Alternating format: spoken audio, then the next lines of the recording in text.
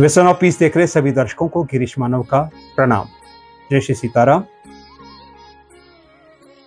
आप सभी ने श्री रामचरितमानस का नाम अवश्य सुना होगा। ये दुनिया का एक बड़ा अद्भुत ग्रंथ है। भगवान श्री राम की पावन कथा है इस ग्रंथ के अंदर। गोस्वामी तुलसीदास जी ने इसको लिखा अवधी भाषा के अंदर, ऐसा कहा जाता है ना, आप सभी ने सुना होगा। मुख्य रूप से दोहा चौपाई शैली है, बीच बीच में और छंद भी हैं। अगर विश्व के 10 महानतम ग्रंथों की बात की जाए उसमें श्री रामचरितमानस का स्थान आता है। इतना, चाहे वो काव्य की दृष्टि से हो, चाहे वो रस की दृष्टि से हो, चाहे भाव की दृष्टि से हो, चाहे कथा की दृष्टि से हो, चाहे प्रबंध की दृष्टि से हो, ये एक अनुपम ग्रंथ है। अभी तक हमने जो सुना और जो समझा वो ये कि इस ग्रंथ को गोस्वामी तुलसीदास जी ने लिखा था।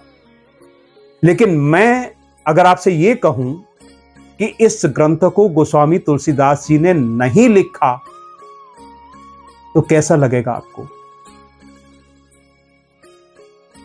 और ये मैं नहीं कह रहा, ये स्वयं तुलसीदास जी कह रहे हैं कि उन्होंने इस ग्रंथ को नहीं लिखा। ये ग्रंथ फिर लिखा किसने? आज इसी बात का खुलासा विजन ऑफ पीस आपके साथ, आपके सामने करने जा रहा है। श्री रामचरितमानस बालकांड, दोहा संख्या 35 और उसी की एक चौपाई, रामचरित मानस मुनि भावन, बिरचौ शंभु सुहावन पावन।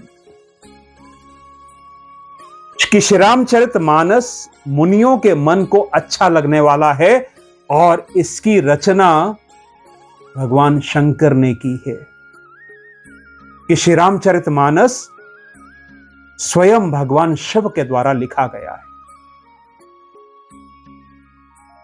और श्री रामचरितमानस नाम क्यों इसका रखा गया, इसकी भी एक चौपाई आती है उसके अंदर। रचि महेश निज मानस राखा, पाई सुसम्यो सिवासन भाखा। कि भगवान शंकर ने इसकी रचना की और उसको अपने हृदय में, अपने मानस में रख लिया। और फिर जब एक समय ऐसा आया जब इसकी आवश्यकता थी, जब ऐसा प्रसंग बना, जब ऐसी परिस्थितियां बनी, तो उन्होंने ये पावन चरित्र पार्वती जी को सुनाया। यहीं से रामचरितमानस नाम पड़ा। राम जी का चरित्र है इसलिए रामचरित है। और इसे शिव ने अपने मानस में रखा, अपने हृदय में रखा, तो वहीं से नाम बना श्री रामचरितमानस। श्री राम जी का चरित्र भगवान शिव के हृदय में, और उसी को शिव ने पार्वती को सुनाया।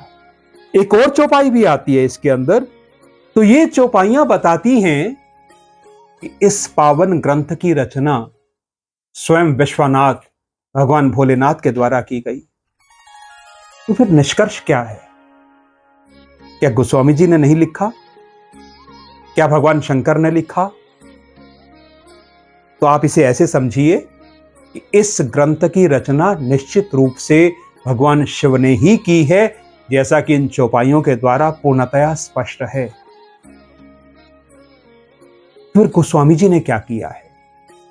आप इसे ऐसे समझिए जैसे एक पुस्तक लिखी जाती है, उस पुस्तक का एक लेखक होता है, एक प्रकाशक होता है, एक रचनाकार होता है। रचनाकार जिसने उसकी रचना की, और प्रकाशक या जिसको पब्लिशर कहते हैं, जो उस पुस्तक को पब्लिश करता है, प्रकाशित करता है, प्रकाशित करके लोगों के सामने लाता है। यानी कि ग्रंथ की रचना तो भोलेनाथ के द्वारा हुई, भगवान शंकर के द्वारा हुई, लेकिन उसको संसार के सामने लाने का जो कार्य है वो तुलसीदास जी ने किया। तो लौकिक रूप से हम ये कह सकते हैं कि इसके जो कवि हैं वो गोस्वामी तुलसीदास जी हैं, लेकिन अलौकिक रूप में, दिव्य रूप में इस ग्रंथ के रचनाकार स्वयं भगवान शंकर हैं।